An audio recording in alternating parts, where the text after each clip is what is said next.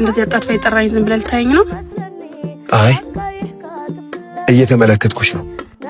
እኔ ሰልኝ ነው ግን አንዳንድ ሰው ውበት ሲያይ ቃል ይጠፋዋል። ሳስበው በቃላት የምታሸንፍ ሰው ነህ ይመስለኛል። አይ በፍቅር ነው የምመካው። እስኪ አንድ ጥያቄ ልጠይቅህ። እወድሻለሁ ብትለኝ ታምነኛለሽ ብለህ ታስባለህ? ኖ ፍቅር በቃል አይሸጥም፣ በባህሪ ነው የሚታየው። እና ምን እያሳየኝ ነው? አንድ ነገር ሰው ሲወስን ልቡ ይረጋጋል። እኔ ግን አንቺን ሳይ ልቤ ይደነግጣል። ምክንያቱም እንዳላጠሽ ፈራለሁ። እንዴ ገናውን እየታወቀን አይደል እንዴ? እንዴት ልትል ቻልክ? ምክንያቱም አንዳንድ ሰዎች ቀድሞ ልብ ላይ የነበሩ ይመስላሉ። እንደዚህ ደስ በሚል ቃላቶች ሴቶችን ታስደስታለህ። ኧረ አይደለም፣ እንደዛ የምታስተምረኝ አንድ ሴት ብቻ ናት። ማናት?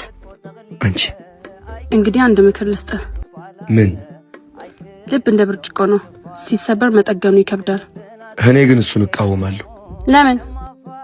ትክክለኛ ሰው ሲገኝ መጠገን አያስፈልገውም፣ ምክንያቱም አይሰበርም። አንተ አደገኛ ሰው ነህ። ለምን እንደዛ አልሽ? ሰዎችን በቃል ሳይሆን በልብ ታስታውቃለህ። እንዴት ታዲያ? ወዴት ነው?